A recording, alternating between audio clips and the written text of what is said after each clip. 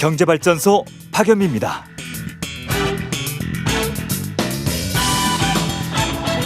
민주당보다 더 엄격하고 국민 눈높이에 맞는 기준. 2달 전 신임 이준석 국민의힘 대표는 자당 의원들의 땅 투기가 드러나면 이렇게 대응하겠다 공언했습니다. 오늘 오후 권익위가 그 결과를 공개하는데요. 민주당은 탈당 권유라는 강수를 두고도 비례의원 2명 내보내는데 그쳤죠. 내부투쟁 속에 제1야당은 약속을 지킬 수 있을까요? 소명자료 내야 하는 국민의힘 의원이 10명 남짓이랍니다. 과연 국민들을 설득할 수 있는 조치가 나올지 지켜보겠습니다. 8월 23일 월요일 경제발전소, 저는 박연미입니다.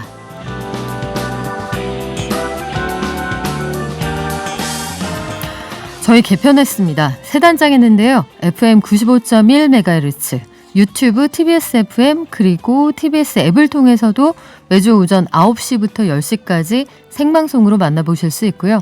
놓치신 분들 팟빵이나 유튜브 통해서 다시 듣기 하실 수 있습니다. 오늘 아침부터 새로 시작하는 코너가 있는데요. 대선 앞으로 200일 남았습니다. 여의도 특파원을 한 분 모셨는데요. 여의도 소식, 내밀한 뒷얘기 알려주실 자세한 내용 취재하는 거 전문 기자예요. 아주경제 김도형 기자와 오늘부터 함께 할 거고요. 경제발전소 박연미의 경제픽 코너가 신설됐습니다. 김현우 행복자산관리연구소장님과 함께 보다 쉽게 손에 잡히는 경제 공부하는 시간 마련했는데요. 오늘의 주제는 환율입니다. 1180원까지 오른 환율, 현재는 어떻고 미래는 어떻게 될지 전망해보고요. 마지막으로 경제발전소 경제탐사, 공공병원, 공공의료기관 확대에 대한 여론이 높은데 참세상연구소 홍성만 연구실장이 준비했습니다. 그럼 증시 가볼까요? 오늘부터 달라졌죠. 서상영 미래에셋증권 미디어 콘텐츠 본부 본부장님 연결돼 있습니다. 안녕하세요. 안녕하십니까. 깜짝 놀랐습니다. 네, 본부장님, 사람이 습관이 이렇게 무서워요. 그렇죠? 그러니까요. 지난주 증시를 보니까 하락하는 습관이 들지 않았나 이런 생각이 들던데 뉴욕 증시부터 정리하고 갈까요? 일단 전반적으로 가장 중요했던 거는 그동안 돈의 힘으로 주식시장이 상승을 했지 않습니까? 그러고 있는 도중에 미 연준이 FOMC 의사락 공개를 통해서 올해 테이퍼링을 시행할 것임을 시사한 점이 영향을 주면서 지수가 전반적으로 지난주에는 약세 폭을 좀 크게 늘려왔었다고 보시면 될 것 같습니다. 대부분의 위원들이 경제가 예상대로 광범위하게 개선이 된다라면 올해 테이퍼링을 시행하는 것이 적절하다. 그러니까 전반적으로 이제 돈을 늘리는 거를 이제 점차 줄이겠다. 습관의 무서움을 이제 한 발 물러서겠다라고 보시면 될 것 같습니다. 네. 전반적으로 FOMC에서는 9월달 FOMC에서 이걸 발표를 하고 10월부터 시행할 것이다. 이런 게 시장의 그 컨센서스라고 보시면 될 것 같습니다. 근데 지난주 금요일에 뉴욕 증시는 좀 올랐잖아요. 이건 또 왜 그래요? 그동안 이제 계속적으로 하락을 해왔으면 이제 반발 매수가 유입될 때가 됐잖아요. 전반적으로 코로나 델타 변이 바이러스 확산이라든지 이로 인한 경기 둔화 우려 부각에도 불구하고 글로벌 주식시장은 투자 심리가 위축되다가 이날 전반적으로 반발 매수가 좀 유입되면서 상승을 했다라고 보시면 될 것 같습니다. 거기에다가 목요일 날 마이크로소프트가 코로나 확산에 따라서 사용량이 증가하고 있는 오피스 365 프로그램을 최대 20% 인상한다고 발표하면서 소프트웨어 업종들이 강세를 좀 보였고요. 더 나아가서 메이시스가 실적 발표를 하면서 지난 목요일 날 20% 가까이 급등을 했었는데 그 실적도 잘 나왔죠. 거기다가 자사주 매입도 하죠. 배당도 한다 합니다. 그러다 보니까 이제 소매업체들이 대부분 다 강세를 보이면서 시장 자체가 상승을 한 점이 특징이라고 보시면 될 것 같고요. 우리 시장은 어떻게 출발했습니까?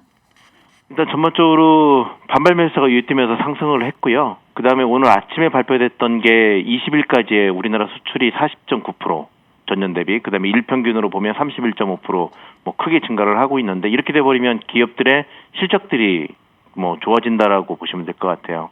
그러다 보니까 전반적으로 최근에 다른 나라에 비해서 많이 빠졌구나, 이제는 반발할 때가 됐구나라고 하면서 반발 매수가 유입됐고요.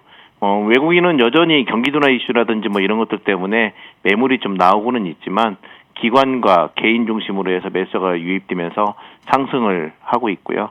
대체적으로 지난주 낙폭이 컸던 코스닥이 1% 넘게 상승을 하고 있는 게 특징이라고 보시면 될 것 같습니다. 네, 오늘 이런 분위기 오후까지 이어지겠습니까?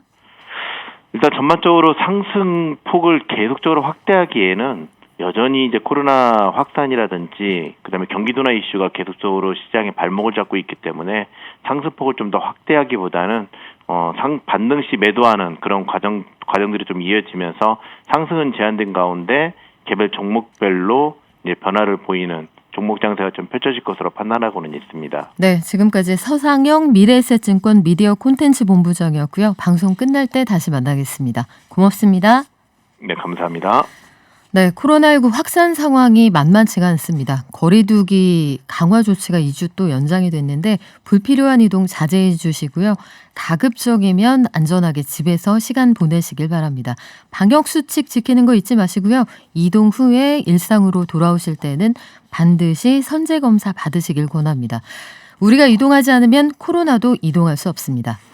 저희 방송 중에 샵 0951로 문자 주시면 추첨 통해서 녹용 선물 세트 드리죠. 짧은 문자 50원, 긴 문자는 100원입니다. 깨어있는 경제발전소. 매일 아침 9시 경제를 이해하는 똑똑한 습관. 경제발전소 박연미입니다.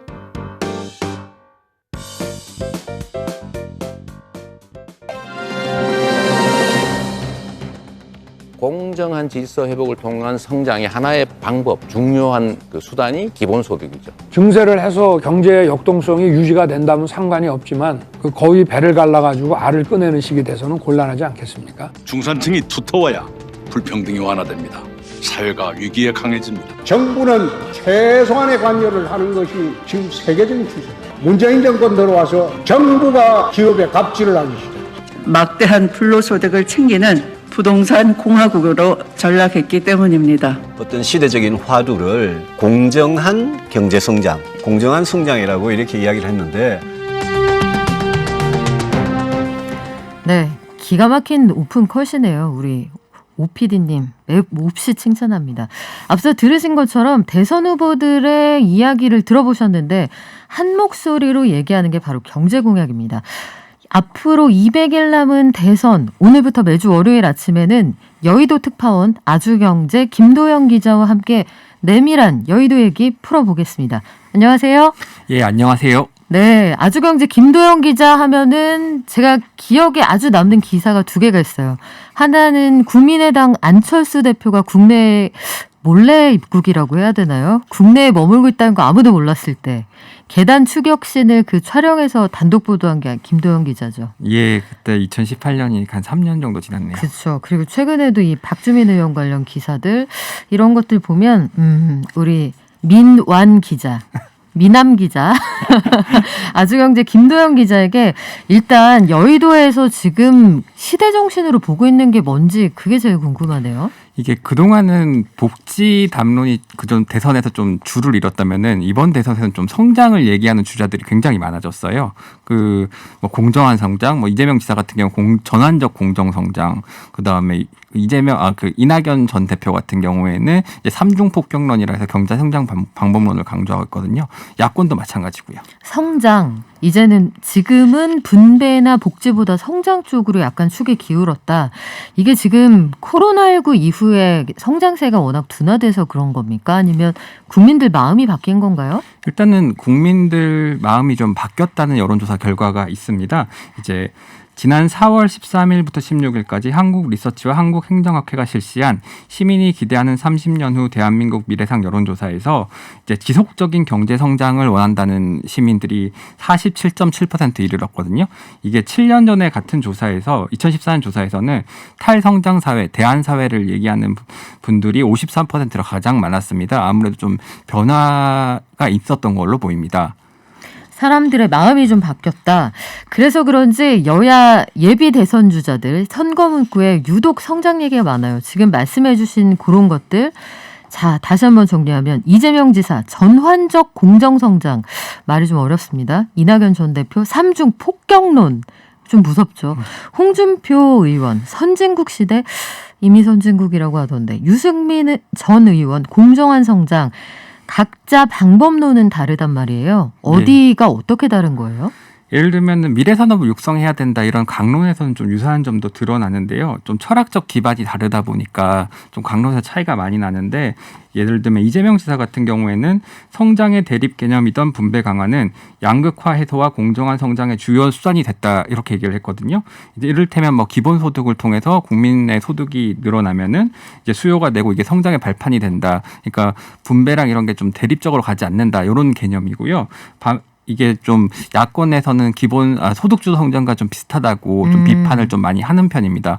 반면에 야권에서는 이제 홍준표 의원과 유승민 전 의원이 주로 이제 공약을 많이 내놓은 상태인데 전반적인 산업구조 개편을 얘기하고 있어요. 특히 좀 예민한 이슈인 노동개혁 같은 거 통해서 노동 유연성을 확대하고 또 규제를 개혁하고 기업의 자율성을 좀 확대하는 이런 전통적인 방법론을 얘기하고 있는데 이러다 보니까 좀 기업 편이라는 비판도 나오고 있습니다.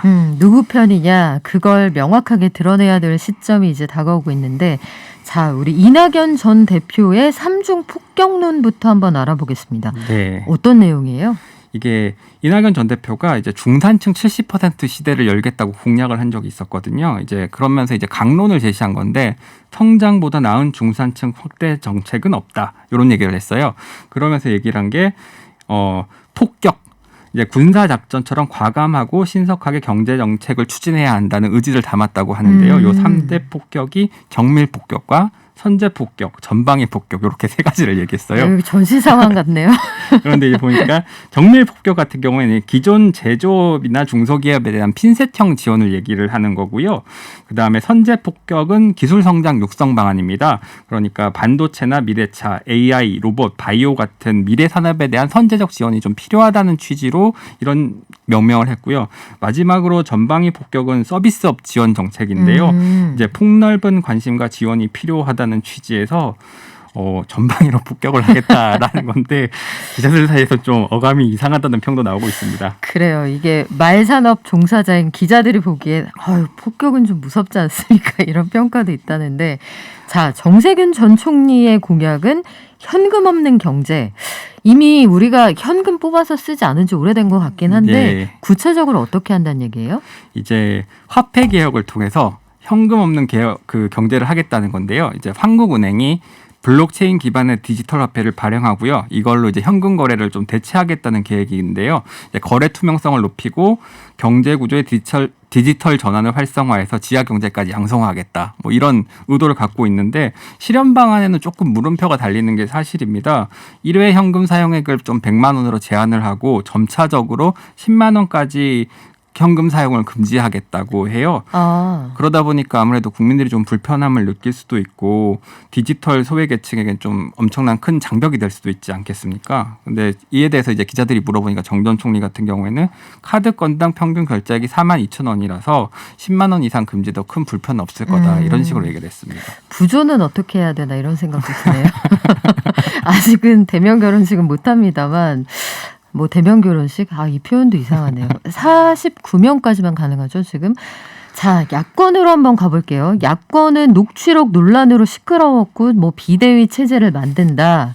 운전대를 뽑아갔다. 이런 얘기로 지난주 시끄러웠습니다. 야권 후보들은 경제정책에 대해 어떤 움직임 보이고 있나요? 예, 일단 제일 유력한 주자로 꼽히는 게 윤석열 전 검찰총장인데 이분은 계속 아무것도 안 하고 있는 것 같아요. 아무것도 하지 않는다. 예, 별다른 공약을 좀 발표를 안 하고 있고 이제 좀 답답한 모양새인데요. 그러나 이제 홍준표 의원이나 유승민 전 의원 그리고 최재형 전 감사원장 같은 경우에는 제법 지난주에 활동을 많이 했어요. 홍준표 의원은 출마 선언을 했고 유승민 전 의원은 일자리 공약을 내놨습니다. 그다음에 최재형 전 감사원장도 노동개혁을 공약을 했고요. 네, 유승민 전 의원 이준석 흔들지 말아라 대표 주자인데 일자리 공약 어떤 거 내놨습니까? 이제 100+100 일자리 공약이라는 건데요. 디지털 혁신 인재 100만 명 그리고 사회 서비스 일자리 100만 개를 만들겠다는 겁니다. 이제 유 전 의원이 A, B, C, D라고 표현을 했는데요. AI, 빅데이터, 컴퓨팅, 도메인, 날리지 분야의 인재를 집중적으로 키우겠다는 겁니다. 그리고 또 반도체 분야에서 이제 세계 제패하겠다고 이제 공약을 또 내놨는데 우리나라가 그 비메모리 분야는 아무래도 좀 약하잖아요. 네. 그렇다 보니까 정부가 50자원을 출자해서 민관 펀드를 만들고 그 펀드를 통해서 이제 팹리스 파운드리 산업을 집중적으로 육성을 해가지고 새 먹거리를 만들겠다고 했습니다. 네. 홍준표 의원 긴급명령으로 노동개혁을 하겠다. 이건 무슨 얘기죠? 이게 홍 의원이 지난 대선에서도 노동개혁을 좀 주장을 했었지 않습니까? 좀 워딩도 세잖아요. 이제 뭐 강성노조 뭐 부시겠다 뭐 이런 식인데 이번에 그 출마 선언을 하면서 이제 구체적인 방법론을 내놨어요. 그게 대통령 긴급 명령을 발동해서라도 강성 귀족 노조의 폐악을 막고 노동 유연성을 높이겠다 이렇게 했거든요. 이제 대통령 긴급 명령이라는 게 헌법상 76조에 이제 대통령 재정경제명령권을 얘기하는 것 같아요. 네. 이게 1993년에 김영삼 전 대통령이 금융실명제를 할 때 그리고 박정희 전 대통령이 8.3 경제조치를 할 때 이제 두 번 이렇게 역사상. 네, 역사상 두 번 발동됐는데 이게 대통령이 긴급한 경우에 한해서 이제 법률에 해당하는 뭔가 조치를 할 수 있다라는 거거든요. 그래서 아무래도 이제 전면전을 선포하는 거라고 봐요. 근데 아무래도 다른 주자들은 주로 대화와 타협을 통해서 이제 바세나르 협약 같은 뭐 그런 네. 식의 어떤 노동개혁을 하겠다는 거잖아요. 근데 그래서 제가 윤희숙 의원을 인터뷰를 했었는데 윤희숙 의원은 지금이 어느 때인데 긴급 명령이냐. 노동개혁은 좀 그 이번 대선 기간을 통해서 국민들에게 공감대를 끌어내고 그다음에 국회의원들이 반대할 수 없는 구조를 만들어야 된다. 이렇게 얘기를 했습니다. 홍준표 의원을 인터뷰해보니 김도영 기자에게 내가 대통령이 되면 보여주겠다라고 했다는데 긴급명령 요즘 약간 무서운 느낌도 있습니다. 마지막으로 우리 최재형 전 감사원장 노동개혁 발표했다고요? 예, 20일에 노동개혁 공약을 발표했는데요. 그 문재인 정부가 시장 중심적 노동개혁을 외면하고 노조 편향 정책에만 몰두해서 특권 귀족 노조의 기득권만 강화시키고 있다. 그래서 고용 비용을 낮추고 고용 조건을 완화하는 노동시장 유연화를 추구하겠다고 했습니다. 그리고 파업 시에 대체 근로를 허용하도록 하고 사업장을 점거하는 행위도 금지하도록 하겠다고 했습니다. 네, 판단은 청취자들의 몫입니다. 잠시 후 우리 경제 이슈도 짚어드릴게요.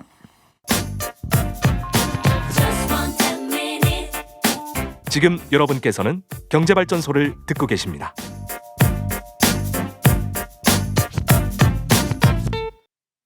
저마다 대선 주자들이 그리는 경제상이 참 그럴듯하기도 하고요. 약간 위태위태한 것도 있는데 지금 위태위태한 기업이 하나 있습니다. H&M, 한국의 흠슬라라고 해서 한동안 투자자들을 기쁘게 해줬던 그 회사인데 해상노조 파업 찬반 투표 중인데 이거 가결될 가능성이 높은 모양이에요.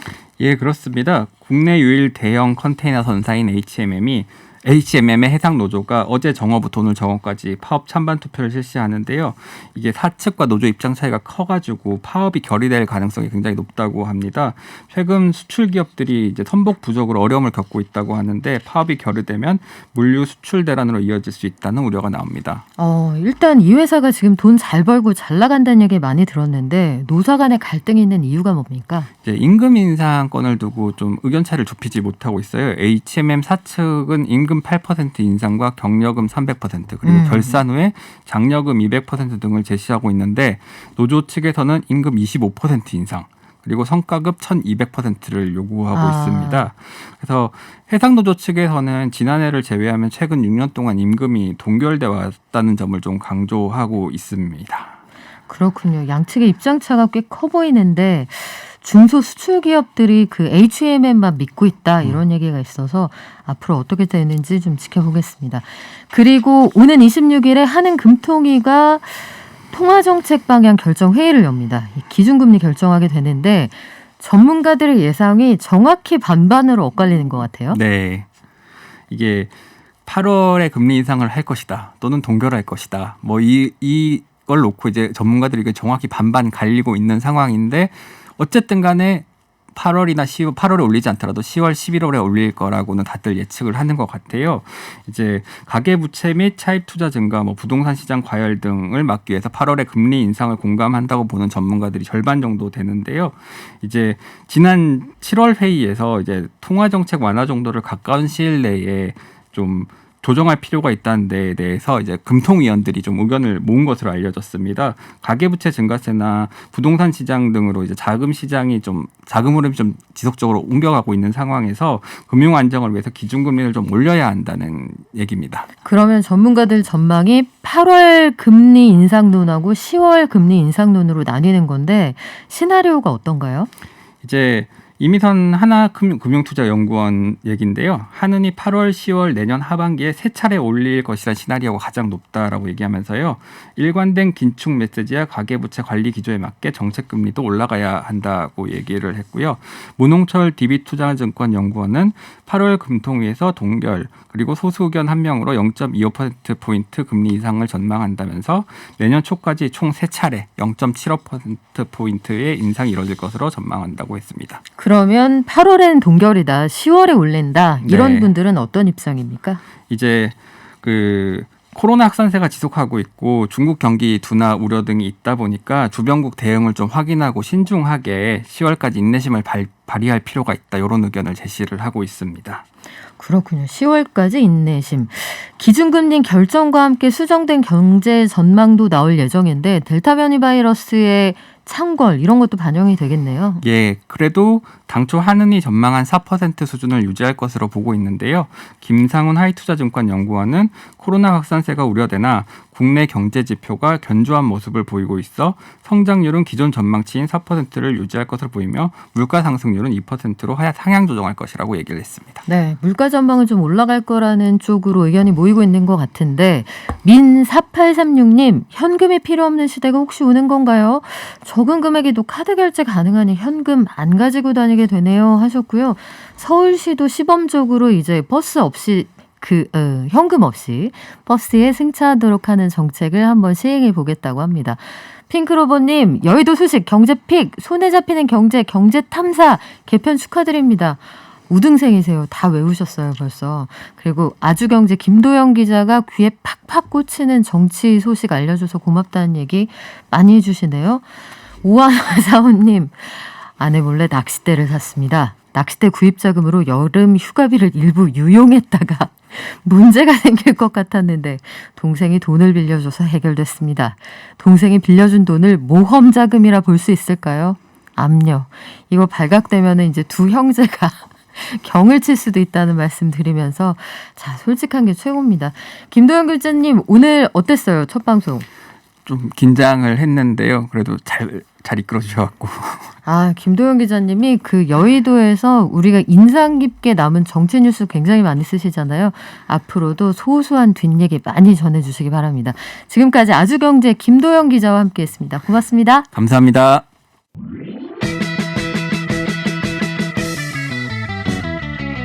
발빠른 경제발전소.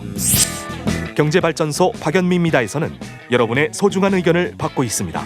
짧은 문자 50원, 긴 문자 사진 문자 100원, 샵 0951 또는 TBS 앱을 통해 받습니다.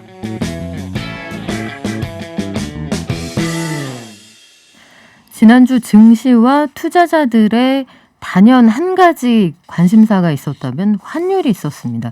원달러 환율이 지난 20일 장중 1181.1원까지 치솟아서 11개월 만에 1180원을 돌파했는데 환율 시장에서는 오전, 3전 올라가는 것도 굉장히 민감하거든요.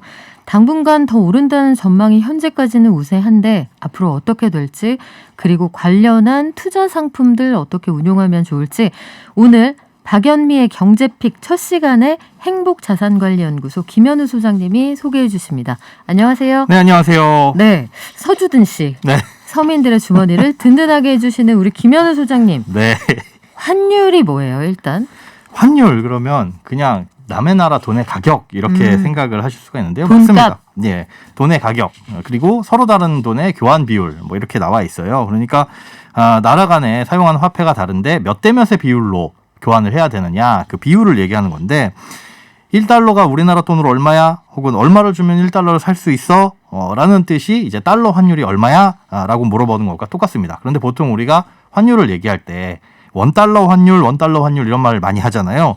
그런데 정확히 말씀드리자면 기준통화가 앞에 와야 됩니다. 그래서 1달러가 우리 돈으로 얼마야? 라고 한다면 달러 원 환율이 맞겠죠. 네.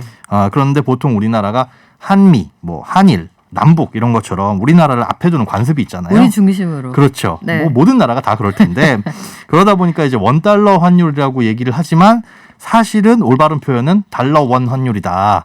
이래야 혹시나 이제 다른 통화하고 비교를 할 때 혼동이 생기는 일이 없으니까 원칙은 알아두자라는 뜻에서 말씀을 드렸습니다. 자, 환율 알아들었어요. 네. 그러면 1달러가 엔화로 얼마인지 표현할 때는 어떻게 합니까? 마찬가지로 기준이 되는 통화가 앞에 와야 되겠죠. 그러니까 달러 엔 환율이 맞는 겁니다.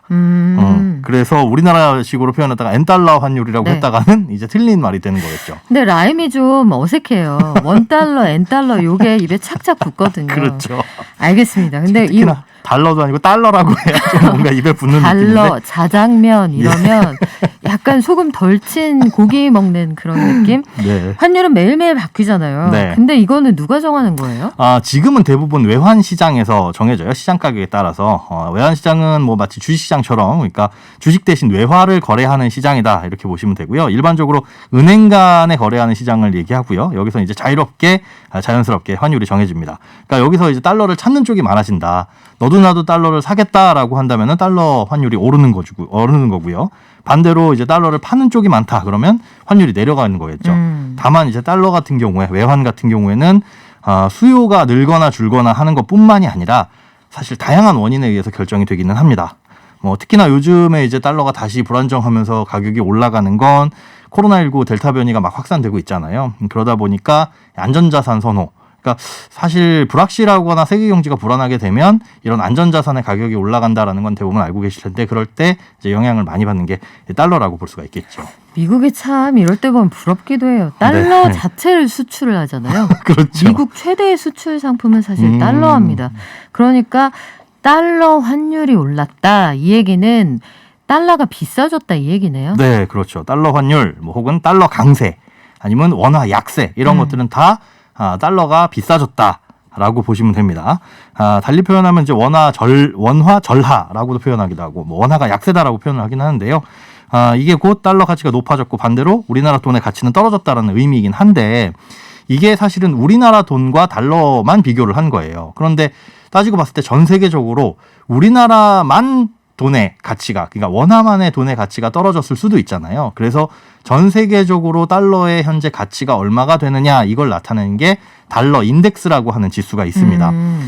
요거는 이제 유로, 엔, 파운드, 그리고 캐나다 달러, 스웨덴 크로나, 스위스 프랑 요 6개의 국가의 통화랑 상대적인 가치를 비교한 거거든요. 네. 1973년 3월에 요걸 100으로 시작을 해서 요게 지금 약 94 정도 조금 넘는 수준. 그러니까 이걸 기준으로 지금 현재 달러가 전 세계적으로 싸구나 비싸구나 요 추이를 요것도 또 파악을 할 수가 있습니다. 그러면 우리나라 돈값이 떨어졌다. 네. 원화가 약세다 예. 하면 어떤 일이 벌어져요? 기분이 일단 나쁜 것 같은데 야 우리나라 돈의 그쵸. 가치가 이렇게 떨어졌어. 속상하죠. 일단. 네. 네. 그런데 좋은 면도 있습니다. 일단 수출에는 좋습니다. 아하. 그리고 수입하기에는 반대로 안 좋은데 네. 자 수출하는 입장에서는 물건을 똑같은 수량을 판더라도 많은 돈을 벌게 되죠. 예를 들어서 1달러짜리 볼펜이 있는데 이걸 해외에 100개를 판다라고 가정을 했을 때 환율이 1달러에 1,000원일 때는 100개를 팔았다. 그럼 100달러를 받았죠. 이걸 어차피 우리나라에서 써야 되니까 원화로 10만 원. 그렇죠. 네. 바꾸면 10만 원입니다. 그런데 똑같이 100개를 팔았는데 환율이 1,200원으로 올랐다. 그러면 100달러를 받아오더라도 12만 원이 되는 거죠. 앉아서 2만 원 버네요. 그렇죠. 앉아서 달러가 올라준 덕분에 앉아서 우리 돈 많은 돈을 벌 수 있어서 이렇게 많은 크게 이제 이익을 볼 수 있는 거고요. 아니면 이제 수출을 할 때 가격을 조금 내릴 수도 있잖아요. 1달러가 아니라 이제 99센트에 팔겠습니다. 하면 다른 나라에 비해서 수출 경쟁력을 조금 확보할 수 있으니까. 어차피 원화로 바꾸면은 입금되는 건 비슷하니까. 그렇죠. 그런데 반대로 이제 네. 또 수입을 하는 입장에서는 이게 부담이 될 수가 있습니다. 그러니까 똑같은 양의 물건을 들여오는데 비싼 돈을 줘야 되니까 달러를 비싸게 사야 되니까 사실 뭐 원유라든가 원자재 이런 것들 다 수입해서 쓰는데 이걸 원화로 계산하는 건 아니거든요.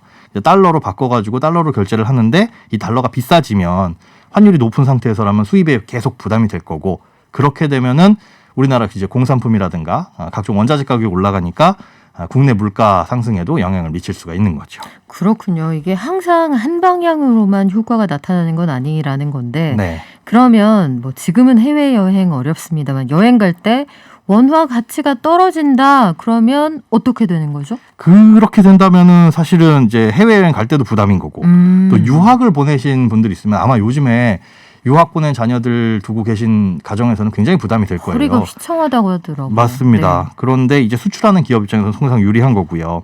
원화 가치 많이 떨어지게 된다라고 했을 때는 이제 수출만 유리하고 돈을 쓰는 입장에서는 불리하다. 그런데 다만 이렇게 환율이 높은 시기에는 이 수출하는 기업의 실적이 반짝 좋게 나타날 수도 있어요. 아까 말씀드린 그런 이유 때문에. 그래서 요즘에 기사를 보다 보면 원화 가치가 10% 떨어지면 제조업이나 이런 영업이익률이 제조업이나 수출을 하는 곳에 영업이익률이 1.3%포인트 상승할 수 있다라는 기사들이 눈에 띄기도 합니다. 그래요. 환율이 높으면 수출 기업이 돈 벌기에 좋다. 그러면 예. 수출 기업들의 비중이 큰 증시에서는 반길까 싶은데 환율이 올라갈 때 증시가 또 좋아하는 것 같진 않더라고요. 이건 맞습니다. 왜 그래요? 이게 환율이 올라가면 분명히 수출하는 기업 실적이 좋아져서 돈을 많이 벌 것 같은데 가끔 그럴 때도 있지만 아닌 경우도 많이 있어요. 그러니까 기업의 이익 면에서 그 기업 자체를 분석할 때는 좋은 일인데 우리나라 주식시장에 투자한 외국인의 입장에서는 환율이 오르는 게 아주 골치 아픈 일입니다. 예를 들어서 이 존이라는 외국인이 $100 들고 와가지고 우리나라 주식을 사려면 일단 달러를 원화로 바꿔야 되겠죠. 달러가 1달러에 1,000원이면 $100를 바꿀 때 10만 원이 네. 존의 통장에 찍힐 겁니다. 이 수수료는 돈으로 뭐 조금 떼겠지만. 네네. 뭐 수수료는 그냥 무료로 서비스로. 예, 서비스로 해줬다고 네, 치고요. 예를 들어서. 네. 그래서 5만 원짜리 주식을 두 주 살 수 있겠죠. 네. 그런데 주가가 10%나 올랐어요. 그래서 11만 원이 됐다. 이제 존은 기쁜 마음에 이걸 주식을 팔고 자기네 나라로 가져가려고 원화를 달러로 바꾸려고 하는데 이때 환율이 올라가지고 1달러에 1,000원이었던 게 1,100원이 됐다. 그럼 바꾸면 결국은 $100예요. 본전이네요. 본전입니다. 주식이 그렇게 올랐는데 본전이 되거나 아니면 주식 가격이 만약에 안 올랐으면 오히려 손해를 보게 되겠죠. 그렇기 때문에 환율이 자꾸 올라가는 거는 외국인 투자자 입장에서는 사실상 증시에 부담이 될 수가 있습니다. 그래서 이 환율 효과 때문에 외국인들이 고심하고 있다 이런 기사가 나오는 거고요. 예, 그렇습니다. 그러면 환율에 대해서 우리가 기본 101을 제대로 배운 것 같은데 네. 실생활에서 이 환율 공부를 좀 활용해 볼게요. 실생활에서 환율을 이용해서 우리가 작게라도 투자할 수 있는 방법은 뭐가 있어요? 일단은 투자하기 전에 우리가 지금은 못하지만 코로나가 아니었다면 주로 사실은 우리가 환율에 신경을 써야 될 게 유학 보낸 자녀도 그렇지만 우리가 해외여행 갈 때 많이 쓰잖아요.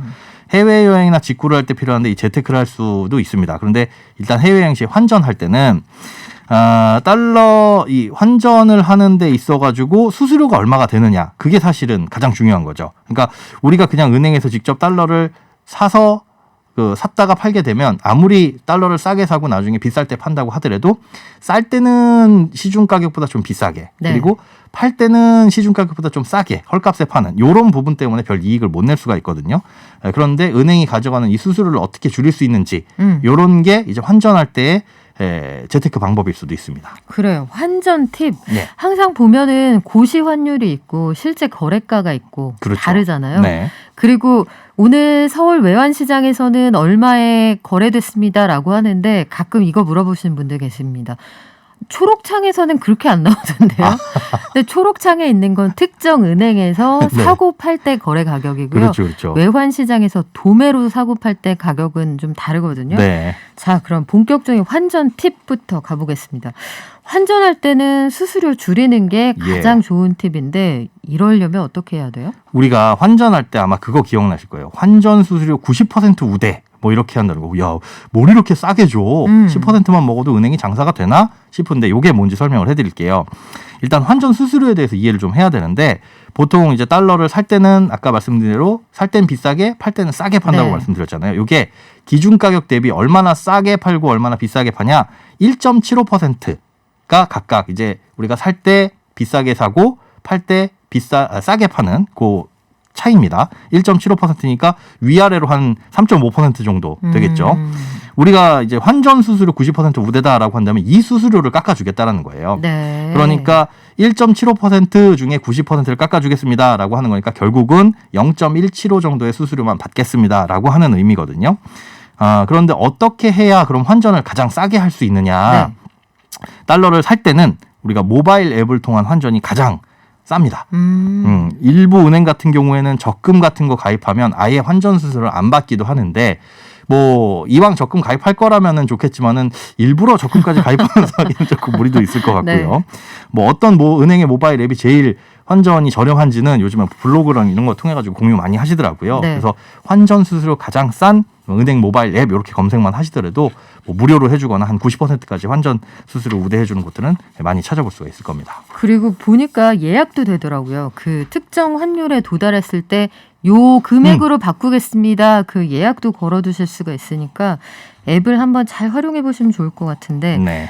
자, 우리가 계속 달러 얘기만 하고 있는데 태국이나 베트남 여행을 간다 하면은 네. 이 동남아 지역에 달러 쓰지 않는다라고 갈 때는 어떻게 하는 게 유리해요? 일단은 이런 곳 같은 경우에는 뭐 동남아나 중국 같은 경우 달러가 많이 안 쓰는 곳들이 있죠. 카드를 쓰는 게 오히려 신용카드 쓰는 게 더 이익일 수가 있습니다. 현금 가져가지 말고 네. 동남아 같은 경우에 우리나라에서 그 나라 화폐로 바꾸는데 드는 수수료가 한 6%에서 뭐 비싼 곳 베트남 같은 경우에는 한 11에서 12% 정도 수준이거든요. 맞아요. 그리고 제2통화라서 이거를 안 바꿔주는 은행도 많고 맞습니다. 특정 지점에 가셔야 바꿔주더라고요. 예. 네. 그런데 이렇게 비싸게 무는 것보다 오히려 해외에서 신용카드를 쓰게 되면 신용카드 사용 수수료가 3%예요.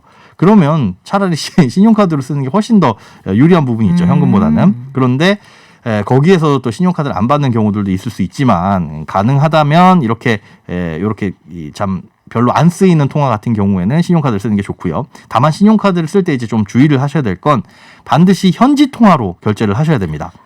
원화 결제 서비스라는 게 있어요. 이거는 뭐냐면 현지 통화가 아니라 원화로 결제한 다음에 다시 한번 현지 통화로 환전하고 이런 과정을 거치거든요. 그러다 보니까 수수료가 아까 3%가 아니라 여기에 추가로 3에서 8%가 더 붙어요. 그러니까 원화로 계산을 한 다음에 현지 통화로 다시 한번 그 계산을 해서 그쪽에 돈을 지불해야 되면 그렇죠. 중간에 어디 들렀다 와야 되나요? 맞습니다. 그래서 사전에 해외 나가기 전에 사실은 이 서비스가 필요가 없는 서비스예요. 그냥 우리나라 돈으로 이게 얼마지 정도 파악할 수 있는 네. 수준이거든요. 요즘에 스마트폰으로 그거 얼마든지 계산되니까 나가시기 전에는 원화 결제 사전 차단 서비스 반드시 신용카드사에 신청을 해두시고 원화가 아니라 현지 통화로 꼭 결제를 하셔야 됩니다. 아, 그렇군요. 원화로 결제하면 왠지 좀 안심이 되잖아요. 네. 정확히 얼마인지. 네. 124,512원이라고 그렇게 하니까 계산이 나오죠. 계산이 나오는데 이렇게 했다가 이걸 현지 통화로 다시 한번 교환하면 그러면 더 수수료가 추가된다. 그렇게 됩니다. 요거 꼭 알아두시면 좋겠는데 동남아에서는 카드 안 되는 데도 있어요. 네. 현금 달라고 하는 데들도 있단 말이죠. 그렇죠. 이런 데선 어떻게 하면 돼요? 사실은 이중 환전이 답입니다. 그러니까 우리나라뿐만 아니라 세계 어디나 달러를 환전하는 수수료가 사실은 달러가 가장 저렴해요. 어디 가서든. 그러니까 여행 전에 일단 우리나라에서 달러로 환전을 한 다음에 네. 달러를 들고 가는 거죠. 그리고 현지에서 그 나라, 그러니까 뭐 베트남이라고 한다면 달러를 베트남으로 환전했을 때 가장 수수료가 저렴한 곳을 찾아가지고 환전하는 게 제일 좋기는 한데 잘 몰라요. 그렇죠. 그 나라를 정말 자주 여행 가시는 네. 분들 아니면 예전에 여행이 우리가 코로나 전에 좀 활발할 때는 이런 거 좀 꼼꼼하게 따져보시면 블로그 이런 곳에 그런 정보를 공유하시는 분들이 많이 있었어요. 네. 어디 가면 환전이 제일 싸다. 네. 그렇게 해서 찾아가면 좋은데 이제 그런 것도 좀 많이 쉽지 드물죠. 않죠. 그렇죠. 네. 쉽지 않아졌고요. 또 나는 그런 거 가서 그 나라 말도 잘 못하고 무서워. 그러신 분들은 그냥 마음 편히 그 나라 돈으로 받고 싶다면 우리나라 그 인터넷 검색창에 외환 길잡이라고 치시면은 길잡이. 외환 길잡이 여기에서 은행별로 국가별로 환전 수수료가 쫙 나열이 됩니다. 야. 그러다 보면 참 재미있기도 해요. 왜냐하면 똑같은 베트남 돈, 똑같은 중국 돈인데 어디에서는 6%를 받는데 어디에서는 그 반을 받기도 하거든요. 그런 차이는 왜 생깁니까? 은행의 마진이죠, 사실은. 은행에서 그 통화를 얼마나 보유를 하느냐. 사실 뭐 받기 싫은 통화 같은 경우에는 비싸게 수수료를 받기도 하는 거고요. 은행별로 환전 수수료가 나오는데 예를 들어서 태국 바트 있잖아요. 태국 바트는 대부분 5%입니다. 네. 그런데 일부 은행에서는 2% 해주는 곳도 있고요. 그래요? 중국 위안 같은 경우에는 보통 5에서 6% 정도인데 3%이면서 여기에 일정 요건을 충족하면 뭐 80%까지 우대를 해주는 은행들도 있어요. 그러니까 그냥 아무 가까운 곳이나 주거래 은행 찾아가실 게 아니라 여기서 한번 검색을 해보시고 해외 나가시기 전에 환전을 하시는 게 좋은데 꼭 이제 외환 길잡이라는 사이트 기억해 두셨다가 나중에 검색을 해보시면 좋습니다. 그래요. 언제 갈 수 있을지 모르겠지만 다시 한번 비행기를 탈 수 있는 그날 네. 외환 길잡이라는 그 검색어 한번 꼭 사용을 해보시면 좋겠습니다. 자, 그러면 환 차익이라는 게 있잖아요. 예, 그렇죠. 싸게 사서 비싸게 팔면 환 차익이 생기는 건데 이걸 기대할 수 있는 재테크는 없을까요? 일단 달러 예금이 가장 일반적이긴 해요. 달러를 원화로 예금을 하긴 하는데 이게 자동으로 환전이 되는 거죠. 그래서 예금으로 바뀌어서 달러로 표시된 통장에 딱 찍힙니다. 그리고 만기가 되면 다시 달러가 원화로 환전돼서 인출되는 시기인데 이때는 아까 말씀드린 1.75%의 수수료 대신에 전신환 수수료 해가지고 1%의 수수료가 적용이 돼요. 그리고 이렇게 넣어둔 돈에 대해서는 예금이잖아요. 아주 적지만 이자도 붙여주기는 합니다. 그런데 직접 환전에 비해서는 내가 직접 이제 달러 지폐로 바꾸는 것보다는 약간 이익이기는 하지만 이것도 살 때 그리고 팔 때 1%, 총 2% 이상은 달러가 올라줘야 이익인 거예요. 그러다 보니까 환율이 크게 변동하지 않으면은 사실상 기대할 수 있는 환차익이 크지도 않고요. 또 환차익에 대해서는 세금이 없지만 여기에 붙는 이자에 대해서는 또 세금이 붙습니다. 그런 것도 참고를 하셔야 되고 요것보다 사실은 조금 더 이익을 낼 수 있는 게 증권사에 가면 달러 RP라는 게 있어요. 달러 RP라는 건 이제 증권사가 갖고 있는 달러 표시 채권을 우리한테 잠깐 담보로 맡겨놓고 원화를 빌려가는 겁니다. 네. 그러면 그 기간 동안에 달러에서 발생한 이자라든가 그리고 환차익을 우리가 가져갈 수 있는데 예금보다 약정 기간도 짧고 수시로 인출할 수 있는 입출금할 수 있는 그런 상품들도 있기는 있습니다. 그런데 좋은 건 여기에서 발생하는 수수료는 은행의 10분의 1 수준.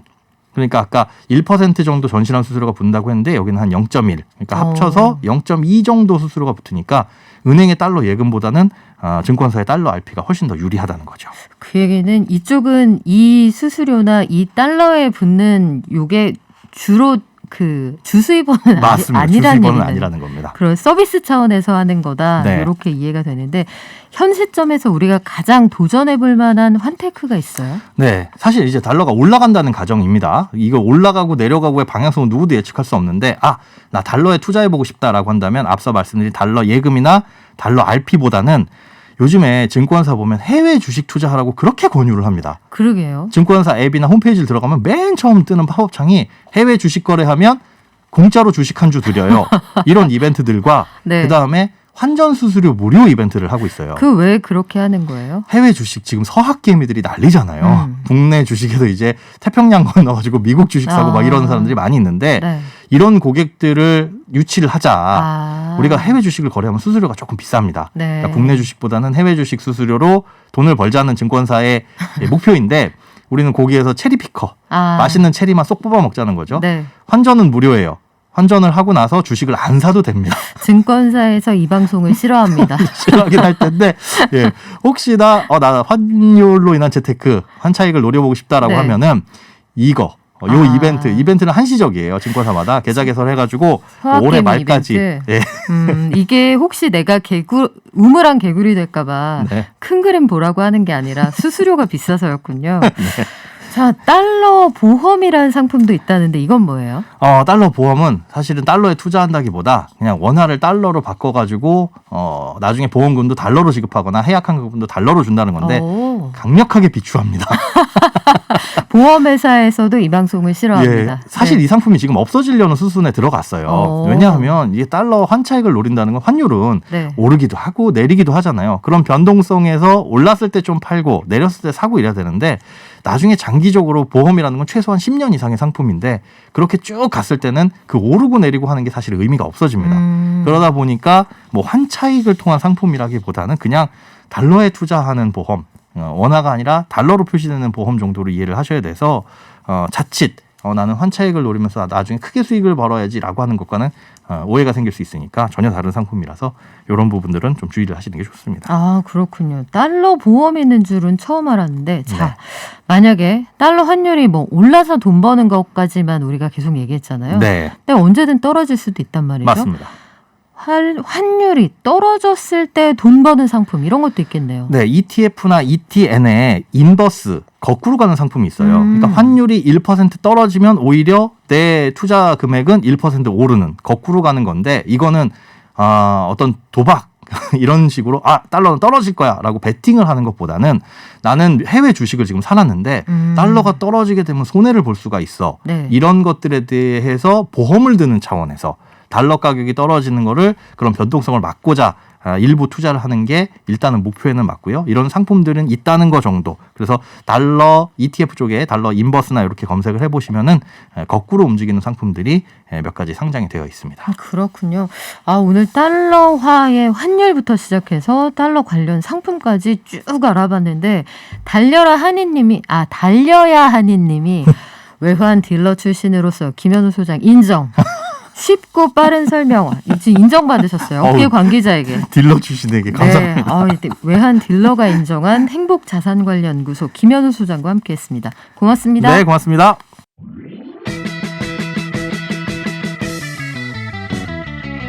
발빠른 경제발전소. 경제발전소 박연미입니다에서는 여러분의 소중한 의견을 받고 있습니다. 짧은 문자 50원, 긴 문자 사진 문자 100원, 샵 0951 또는 TBS 앱을 통해 받습니다.